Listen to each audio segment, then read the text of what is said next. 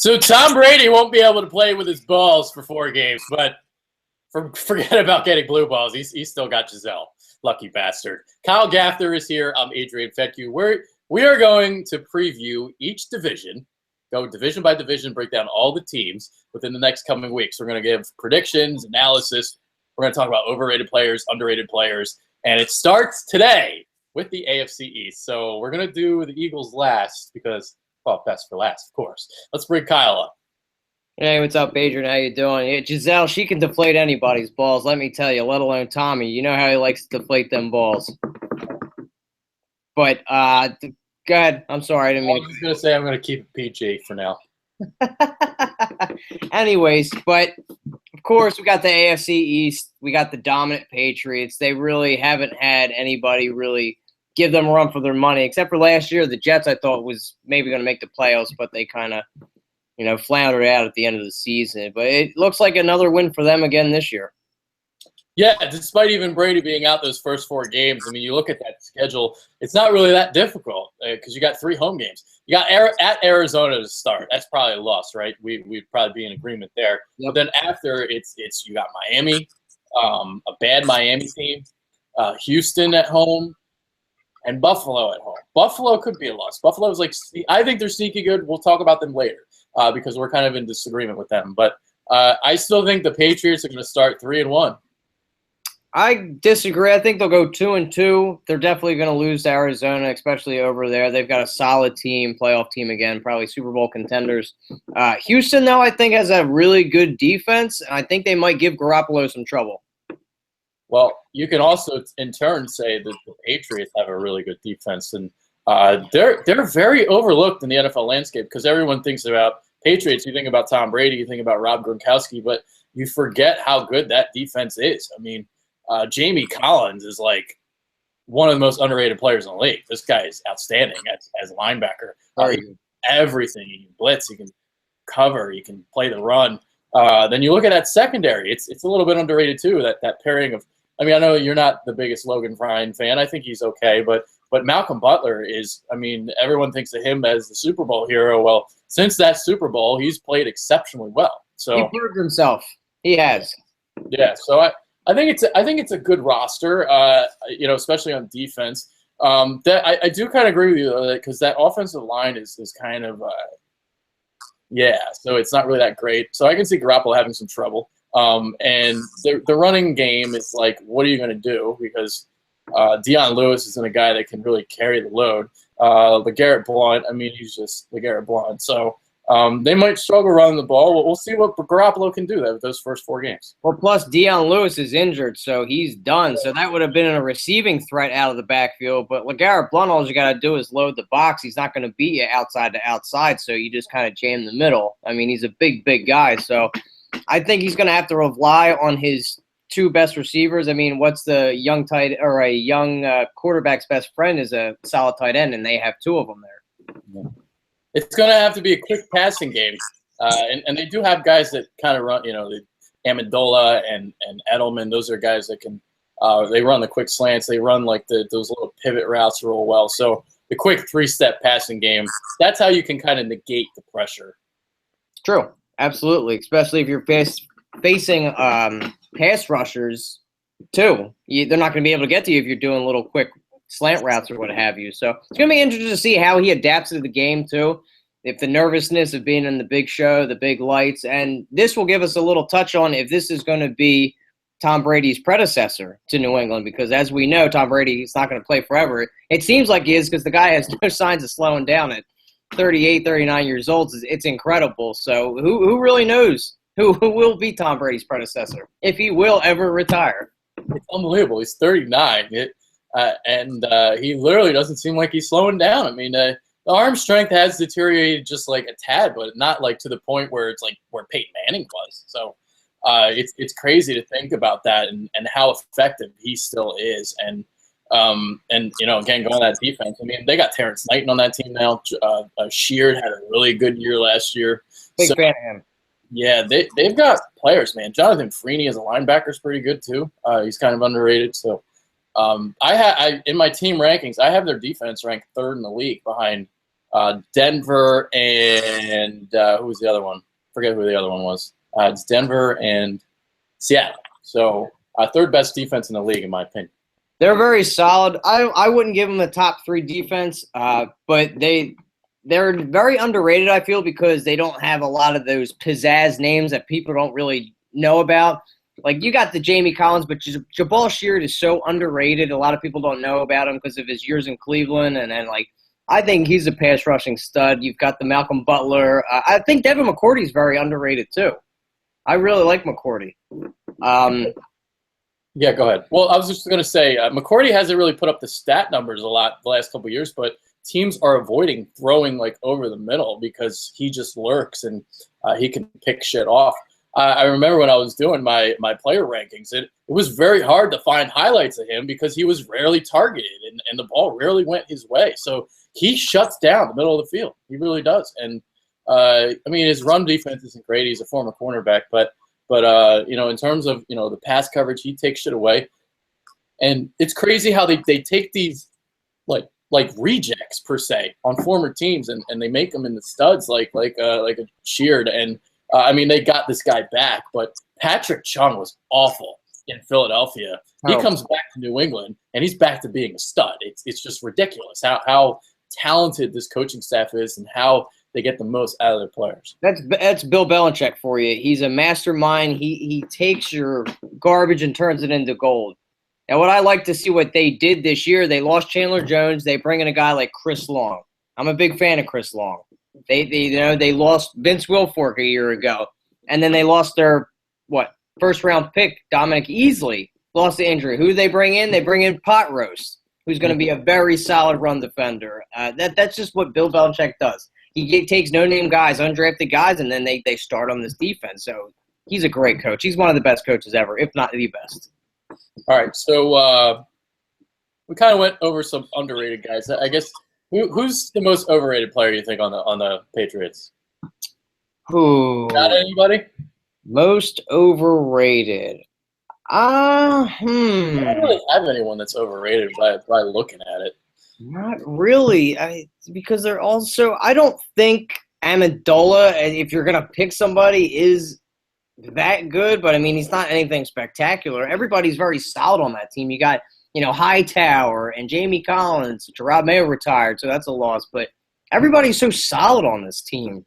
Yeah, I'm with you. Yeah, I mean, we listed all these underrated players, overrated. There's not really anybody here. I mean, Amendola, I can see that just because he's – kind of injury prone, and everyone thinks it's not any more of this, but it used to be in the past, Amendola, this is the year where he really, really breaks out, and he never really has. And he's solid, he's quick and shifty and all that, but he's never really, really, really lived up to the billing, I guess, per se. So I guess prediction time, I'll tell you what, even though more realistically they're going to go, I think, 13-3-ish, I penciled them in for 14-2. I went each team schedule by schedule, and I got the Patriots going 14-2. But I do think they're going to lose to either the Jets or Buffalo. One of those two teams on the road. I think they'll lose one of those games. And so more realistically, 13-3. But I have them penciled in at 14-2. I've got them going. I think either 11-5 or 12-4, depending on. It's tough to pick between, like you had said, the Jets and Buffalo. Buffalo always plays them tough, both games, especially when they're at home. They play them so good, but it depends what Buffalo are going to get. If we get the Buffalo defense from a year ago, they're going to get slaughtered. Jimmy Garoppolo could go drop dimes on them out there, but they're going to win the division again. They're a solid team. They're a Super Bowl contender yet again. Tom Brady's probably going to make it to the Super Bowl. I don't really see anybody giving them that much gruff in this division this year. Maybe this year it's the Jets that upset them for the division, but they've won, 13-14 division straight? I mean, it's incredible what him and Tom Brady have done, Bill Belichick and Tom Brady. Yeah, and, and the way their schedule plays out with Brady being out, they're not even going to really lose any out of steam. I mean, Miami, Houston, Buffalo at home. Although Buffalo or Houston, like you were saying, maybe they could lose that game, but they're home games. They're not on the road, So, and even if you remember back when, even the Patriots back in 2008, we remember this. Matt Castle was the starting quarterback the whole year, and they still went 11-5. So, and that's Matt Castle. obviously we found out over time that Matt Kessel is a steaming pile of shit. Awful. They made him look good. That team was able to give him a big contract to go out to be picked up by KC and make his money, but he was complete garbage. That team made him look good. They had a really good offense, and they had a really, really good defense back in those days too. All right, so we're going to move on to team number 2 in the AFC East. Now, I like this team a little bit more than you do. The Buffalo Bills. So I've got this team going 10-6. I'm going to most likely I think they're going to make the playoffs this year. Now, last year they were a disappointment. That defense was hugely disappointing. But they bring in Mr. Rexy's brother now, so Rob Ryan, whatever you think of him. But I think they're better equipped to play the 3-4. They tried this hybrid type of 3-4, 4-3 defense last year that just didn't really work. They were a lot better under Jim Schwartz. Jim Schwartz did wonders with this defense. But they went away from it, and now they're going back to the 3-4. We shall see. But this is a team that led the league in rushing last year. LeSean McCoy is going to be a little bit more healthier this year. They got a really good offensive line, underrated offensive line. Richie Incongnito had a really good year last year. And Cordy Glenn, nobody knows about Cordy Glenn, but this guy is awesome as a tackle. So, yeah, now I guess give your thoughts on the Bills. You don't think they're going to be as good? I don't think they're going to be as good this year. They're run mostly off of their defense. We can always gauge on how they're going to do. If that defense is going to be like it was back in, 2015, they were just so dominant. They were just so 2014, I'm sorry. Yeah, 2014, they were so dominant. They were one of the top defenses in the league. This year, I think it's going to be a little different because they lost a lot of key players. They brought his brother over, but they were expecting some of their rookies that they drafted this year to play big starting roles. Yeah, they're talking about 4 rookies. So as we know, Shaq Lawson's out. He had that shoulder injury before the draft, so they don't even have a timeline when he's going to be back. So he was going to take over from Mario Williams. I know you weren't as high. He didn't have a good last year, but the year before that, he was pretty dominant. Marcell Dareus is suspended. They lost Nigel Bradham. They're bringing in a new defensive coach. Jim Schwartz did do wonders with him. I'm not a fan of Rex Ryan's brother, Rob. I don't think he's that as good as his brother is. So, and Reggie Ragland, they have a very, very big hole at linebacker. So Reggie Ragland is out for the year. Nigel Bradham's gone. So I'm wondering what they're going to do. Tyrod Taylor, they gave a very big contract to. We've seen him before they paid this guy like a superstar quarterback. He had one starting year in the pros, and they gave him all this money. So I thought that was a little gun shy too to pull the trigger on that, to give him all that money. So after guys sign these big contracts, they don't do as well. So it's interesting to see how he plays this season too. All right, just to say something about Tyrod Taylor, they can get out of his deal. It's like I think 3 days after the 2017 season starts, they can cut him or something without any penalty. If I read it correctly, so it's really almost like a prove it deal than it is like giving him all this money. So and I like the way he played last year. I thought he was very efficient. He's got a really, really good deep ball. And you talk about Sammy Watkins. This guy was a beast the last 6 games of the season. He had like 600, 700 yards receiving over those last 6 games. Awesome. Yeah, 6 of his 9 touchdowns. I think he had 9 touchdowns. But he was a beast. And you talk, he's got lovely touch on his deep ball. He can get it out there for guys, kind of smaller stature. So I think their offense is pretty underrated. Robert Woods is a solid receiver. They don't have much after that. It's like Leonard Hankerson and Marquise Goodwin and not much there. But you got an underrated guy in Charles Clay too, the tight end. And I think they'll be able to run the ball. The defense is the question mark. I mean, can they improve? Last year they were what, like 26th or what was it? They were at the bottom. Yeah, they weren't a good defense last year. Kyle Williams comes off an ACL tear, so we'll see how he bounces back. I do think the linebackers are a little bit better than you think. I like Preston Brown. Even though he wasn't as great last year, he had a really good rookie year. Zach Brown is okay. Jerry Hughes can get pressure off the edge. Manny Lawson is more like an edge defender. He plays the run well. But what I really like on this defense is that secondary. Stephon Gilmore and Ronald Darby are probably the most underrated pair of cornerbacks in the league. And I like that they made the move for Corey Graham to play safety, because he was always like a good nickel kind of slot corner. He played outside, and he had a really, really good year 2 years ago when guys were hurt. But they were like, all right, well, we got Darby and Gilmore. Where are we going to put Graham? And they decided to move him to safety. And with all this emphasis on the passing game now, safeties, I mean, it's imperative that you got to be able to cover. So these guys that used to not be able to make that move to safety can all of a sudden do it now, because it's more playing a lot of pass coverage now. Very talented. Stephon Gilmore is awesome. He's great. And Ronald Darby he had a huge rookie year last year. He really stepped up to the plate, so he was awesome. And I'm wondering about the health of Shady McCoy too. They're not going to have that 1-2 punch anymore because they cut Carlos Williams, so he's gone. So who is going to step up on that offense too? And I love Sammy.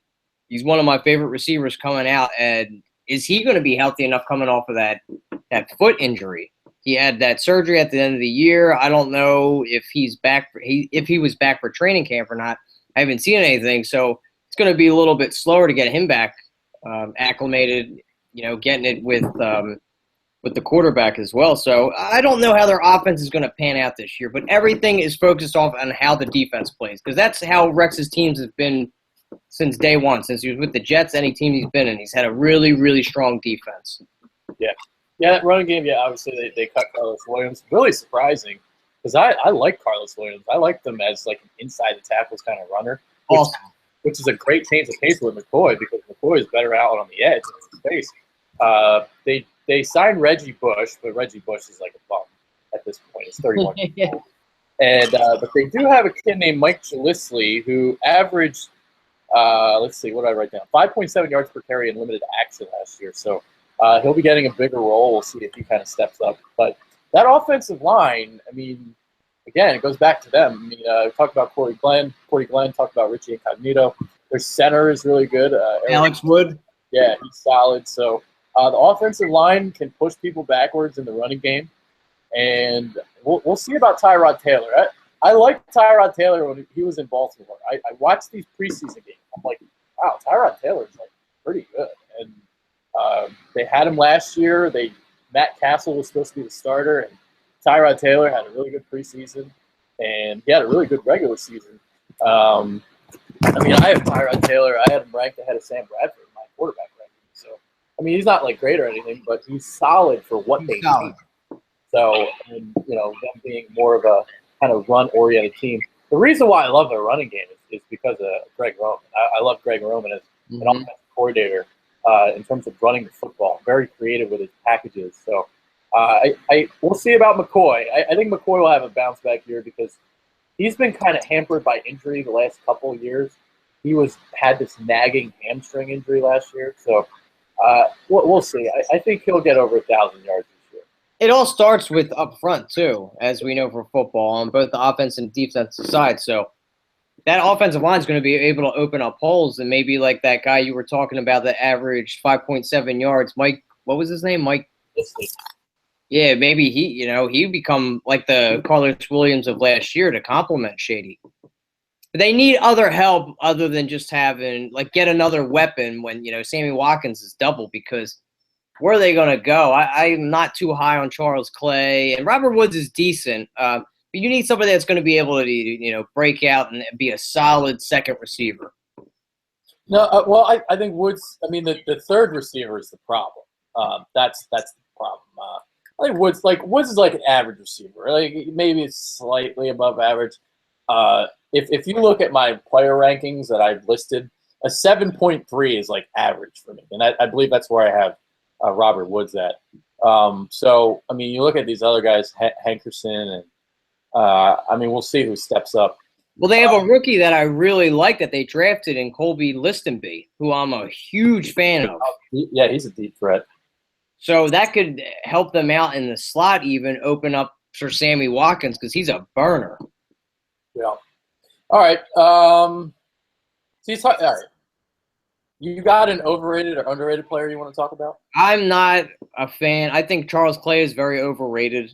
I don't know what people see in Charles Clay. He's maybe good in the end zone just because of his size. He's got decent hands. I don't think he's, going to grab everything that comes near him, but I'm not a big fan of him. I think they should have upgraded the tight end position. That would help Tyrod come along too.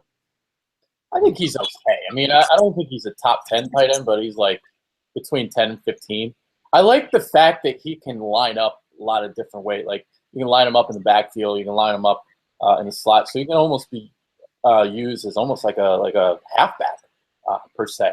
So I like that about him. I mean, I don't know. I think I had him ranked as like a 7.5, which is like, it's above average. I get what you're saying. I get that.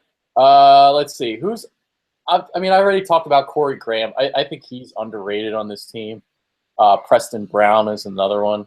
I don't really have anybody that's overrated. If they still had Mario Williams, he'd be on that list. But other than that, Kyle Williams doesn't really get too much recognition either. I think he's very underrated. The reason why I don't have him on the underrated list is because he's 33 now, I think he's 33. He's getting up there in age, and he's coming off an ACL tear. But I know exactly what you're talking about because he's been underappreciated for years in Buffalo. And Buffalo, even when he was with Baltimore too, you didn't really hear that name. It wasn't like something that was talked about. He's somebody that makes plays, but you don't hear you hear the sexy names like the Marcell Dareus's or the Haloti Nadas and stuff like that. And guys like this go unnoticed because he's a big fat white guy stuck in Buffalo. That's why. All right, so you got a prediction for the Bills? Yeah, I have them going 6-10. Oh wow! So we're like complete opposite. I flipped that shit. So we're dyslexia on the bitter birds. 10-6. You got 6-10. Mm-hmm. That's interesting. All right, moving on to the Jets. Now you have the Jets ahead of the Bills. I do. I have them going 8-8. So they went 10-6 last year. Surprised the league. That's obviously very, very good defense. I think I have them ranked 4th-ranked defense in the league. Obviously starts up front there. You talk about, Jesus Christ, Muhammad Wilkerson, Sheldon Richardson. They drafted Leonard Williams last year. So even though you lose Damon Harrison, you still got those beasts up front.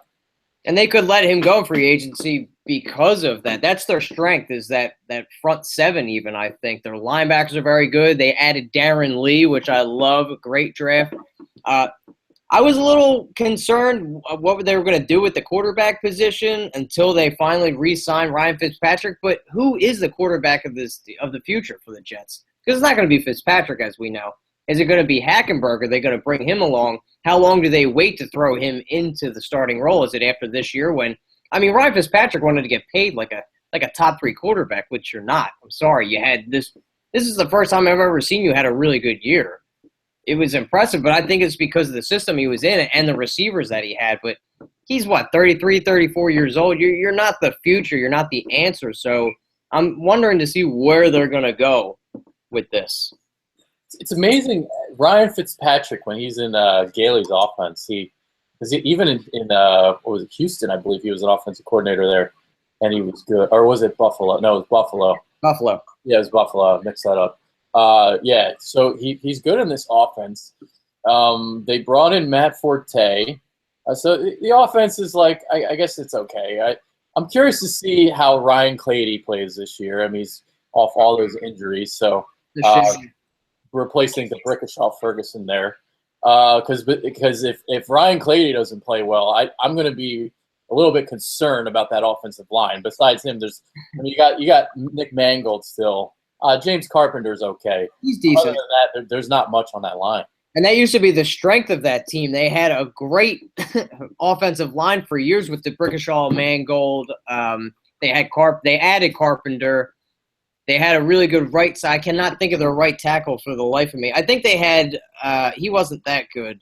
He was an Italian name. I'm drawing a blank, but yeah, Giacomini. But it was a strength for years, and now that those guys are getting a little bit older, they really haven't replenished the well there. But Ryan Clady was a great tackle before all these injuries happened. He hasn't played in a couple of years, so the Broncos got rid of him and moved on from him. So, but they've got great receivers in Decker and Marshall. And I like the addition of Forte. I still think he still has a little bit left in the tank. He can catch out of the backfield. He could still make a little bit of a run, but that would help Ryan Fitzpatrick too. So I think the offense is going to be okay, but it's all going to be based off of the defense. The defense is the strong point of this team. So it's kind of like with Rex Ryan's teams. Again, you have Todd Bowles in there, and it seems like for the past 7 years they've drafted a defensive player. Every year they just draft a defensive player even though they don't need it. They never really add on to the offensive side of the ball, but that's the way defensive-minded coaches work. My question for the Jets is how they're going to pressure the quarterback. Now, Todd Bowles is a magician when it comes to pressuring. There were years in Arizona where it didn't seem like they had a lot of talent, and he'd still get after the quarterback. He'd still get those sack totals. And you look at this team, I mean, your linebackers, your outside linebackers in the 3-4, you're looking at Trevor Riley, Jordan Jenkins, Lorenzo Malden, Deion Barnes. These guys are nobodies. So are you going to be able to pressure the quarterback? Yes, you do have, Muhammad Wilkerson, Sheldon Richardson, Leonard Williams, but those guys are more like run stuffers. Wilkerson gets double-digit sack totals, but those other guys, I wouldn't really count on them on pressuring the quarterback that much. So, that's my question mark for them. Obviously, on the back end, you got Darrelle Revis still there. He's obviously still a stud. But besides him, I mean, the cornerback depth is lacking just a tad. D. Milner was a bust. Yeah, D. Milner sucks. He's awful. They got Marcus Williams, Buster Screen. I mean, these guys are like just whatever. So I like Marcus Gilchrist, the safety. I like him a little bit. But Calvin Pryor, you don't like Calvin Pryor? Calvin Pryor's good too. They're both good. But if they're not pressuring the quarterback, I think you can throw the ball on these guys, and that's what I'm concerned about heading into the year. I don't think you can run on them, but you're going to be able to throw on them. Yeah, I'm not too worried about it. I think Bowles is smart enough and intelligent enough to be able to get those blitz packages in there. Because for years, the Cardinals didn't really have one of those premier pass rushers. I mean, they finally do after he leaves, but by getting Chandler Jones. But I think they'll be fine. You could use the speed of your linebackers to get there, to get to the quarterback. And I think Buster Screen is very underrated. I think he was lost in translation over in Cleveland for years too. I mean, you got Revis still. He can shut down one side. But I'm not too worried. I think they have enough talent to where they're going to be able to cover guys to at least get enough time for those big guys up front or even the speedy linebackers to get in there and sack the quarterback. Yeah. I think the talent that they have is even worse than what the Cardinals had. So I mean, we'll see. I got to pop on some preseason tape to see if if any of these guys are really getting after the quarterback. But we'll see. Well, it'll be limited action against the Jets in the fourth preseason game when Philly plays them. But yeah, we shall see. So I got them going 8-8. You got them going where? 8-8. Oh, so we both have them going 8-8. Okay. They have a very, very tough schedule. I thought. Yeah, it was funny because I thought like we disagreed and we really didn't because we both have them going the same fucking record. Yeah. Great mind thinks alike, man. I mean, we might differentiate a little bit between the defenses of how it's going to be used, but it all depends. It's a very tough schedule, and is Ryan Fitzpatrick going to have the year he had last year? You would all think because it's another year in Shane Gailey's system, but who knows? I mean, you really don't know. Yeah, I mean, I still think they might be able to cover just because you have the safeties, so that's going to help your cornerbacks out. And you have Revis. Now, if Buster Screen, Buster Screen is okay. I guess he's a little underrated, but I think you can pick on him too. And you got Marcus Williams there, so we shall see. I mean, that's the concern I have on defense. But obviously, I haven't ranked fourth-ranked defense in the league, so obviously they're still very talented. But that's the only area where you can connect the dots there with you don't get the pass rush to the quarterback, and you have some cornerback depth there lacking besides Revis. So we shall see. Yeah, I'm excited to see what the Jets do, and I hope they do give the Patriots a run for their money because I'm kind of tired of them winning every year. It's like it's time for a change over here in the AFC East. It's like push for New York. Even though it's New York, it's like, come on, just dethrone them finally. All right, it's time to talk about the last team in the AFC East there. Actually, no, we didn't give underrated, overrated players, did we? I think I had stated that I think Buster Screen is a little underrated. I think I'm not saying he's a star cornerback, but he's a very solid cornerback. Yeah. Now I talked about the safeties there, so I won't give their names. I don't really know. It's tough. It's tough. I mean, I'm curious to see what Matt Forte can do. I don't know. I wouldn't put him necessarily in the overrated category, but I have a thing about running backs that turn over 30. But besides that, I mean, I don't really know. I mean, I'm curious to see. Decker, I think's a little overrated. You know how I have that thing about white guys in the NBA and how I don't think they're any good. Kind of feel like that with football too. Yeah. Although actually there are some good white receivers right now with Julian Edelman and actually Decker's okay. I mean he's not anything special. So underrated. I don't really know who else is underrated on this team. Maybe James Carpenter. He used to be not that great in Seattle, but he's gotten better since then. He's cleaned up his game a lot. David Harris maybe is underrated. Like I don't think people realize how good he is as a middle linebacker. He's one of the best linebackers in the league, I think. Still, even at his age. Yeah, he's really good. So I don't know if he's. I'll say this, maybe a bold kind of prediction. I think Leonard Williams is better than Sheldon Richardson already. Leonard Williams is a fucking beast, dude. He's a beast. I can't believe he fell to them at 6 slash. That's unbelievable. And people were wondering like why they took him.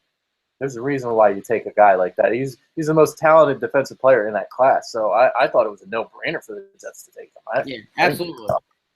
Yeah. All right, let's move on to the Miami Dolphins. The lowly Dolphins. Oh boy, you know, I love Adam Gase. I love him as a head coaching prospect.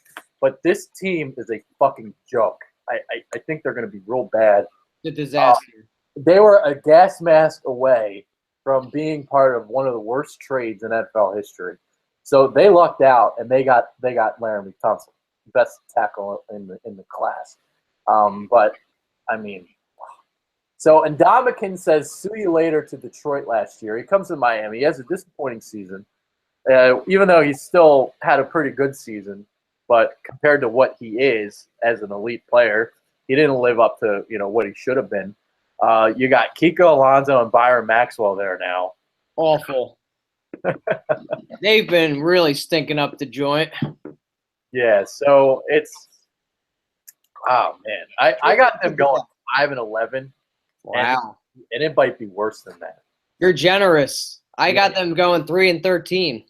Yeah, they play Cleveland and Tennessee at home. So I've got them as like penciling in as wins. I think they'll win like 1 or 2 games in the division, and then they got San Francisco at home too. So they're a 5-11 team, but they should go 3-13. They're bad. They're fucking terrible. They have no foundation to build on. They haven't drafted very well. I like the hiring of Adam Gase to kind of help because they say he's a quarterback guru. We've seen what he's done with Cutler, and then, I mean, obviously Peyton Manning just did his thing, so he didn't really need Adam Gase for that. But and maybe he can help Tannehill get to that next level as the elite quarterback, be the franchise quarterback that Miami drafted him to be. So it's interesting to see if he'll get them out of the slumps too, because they've just been so bad for a good while now. Yeah, in my overall rankings, I have Miami ranked as the 3rd worst team in the league. They're bad. They're real bad. They're fucking terrible. Now, with that being said, there is some talent on this team, starting on offense with Jarvis Landry. That I love watching him play. What he can do after the catch as a slot receiver. And I'm curious to see what Jay Ajayi can do, because in limited action last year, I thought he flashed a little bit.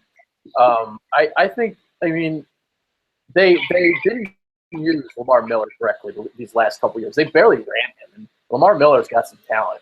So we'll see what Adam Gase can do with Ajayi. They got Arian Foster there too.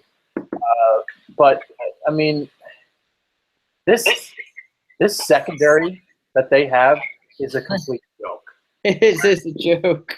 And people are completely overreacting to what Dak Prescott did against the Dolphins, because besides Byron Maxwell, and even Byron Maxwell isn't that great, Xavier Howard, Bobby McCain, Tony Lippett, these guys are fucking awful.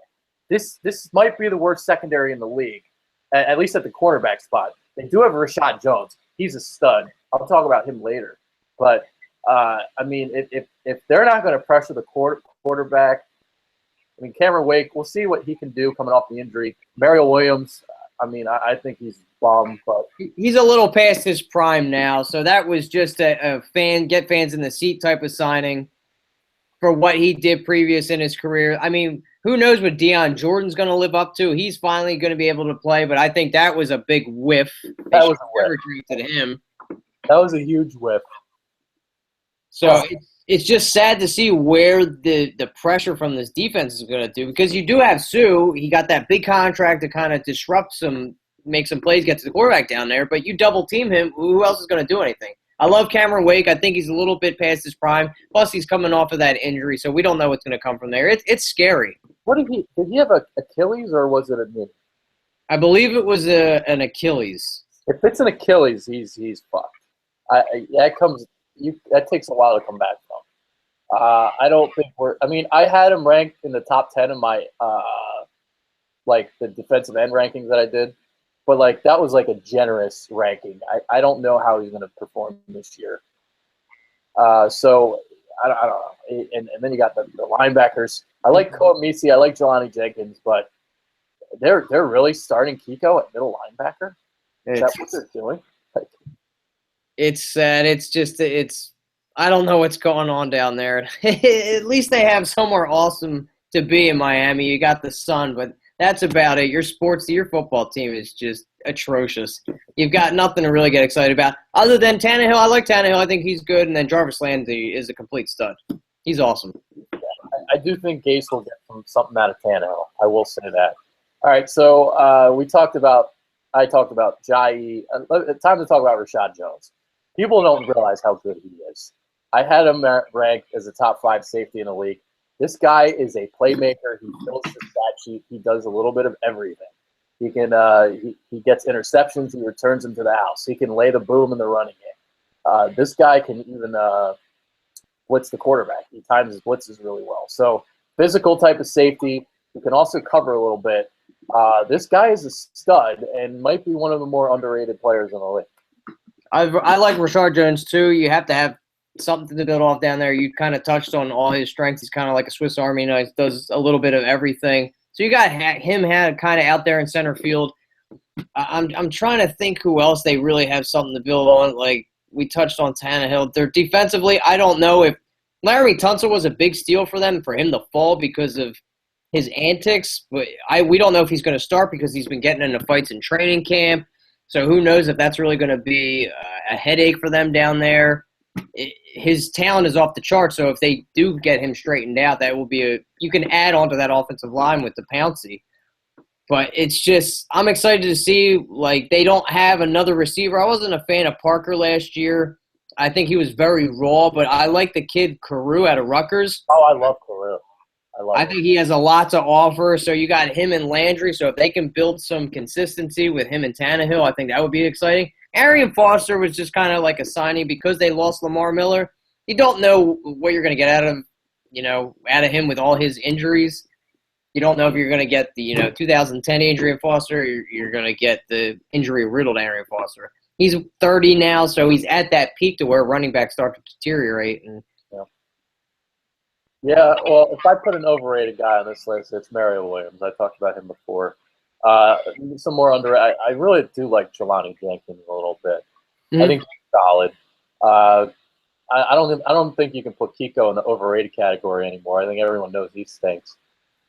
Deion Jordan, very overrated coming out of college, and we've seen what he can do. So I think he's overrated. Underrated guys. I got another one. Isa Abdul-Quddus, their safety. He's always been a backup, and he's always flashed some talent. And now he's really getting his opportunity in Miami. And I'm curious to see how he does for them. Now, I'm curious to see what they get out of Parker. I mean, I know you don't like him as much. I don't think he's anything special. I think he's okay. Very raw. Yeah, he's very raw. Kenny Stills is a guy that I liked last year, and he didn't do much of anything there. He's more of a deep threat, but in that offense last year was a lot of the Chip Kelly stuff, a lot of underneath, and a lot of wide receiver screen shit like that. So I don't know. We'll see what this team does. I'm just they're a terrible team. Nothing to get excited about, Miami. You've got a bad football team. You lost Dwayne Wade. What else can we say? But you just live in a beautiful place. So at least you have that going for yourselves. Yeah, they do. Yeah, they do. All right. So we can recap all 4 of the teams. Did you give a? Yeah, you gave 3-13. So I've got Patriots 14-2, Bills 10-6, Jets 8-8, Miami 5-11. You have Pats going 11-5, Jets going 8-8, Bills going 6-10, and Dolphins going 3-13. That's correct? That is correct. All right. So any final thoughts before we head out?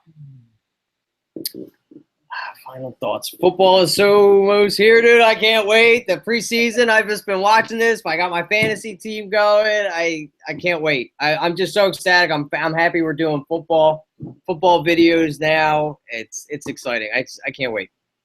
Yeah, and we'll be doing recaps weekly. So along with the Eagles stuff that I do with Jeremy and Mike, you and I'm going to be bringing another member too along very shortly.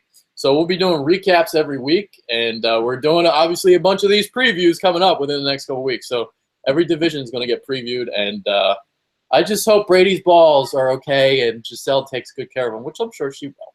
I think she'll be okay. I think he'll be all right. He'll be fine.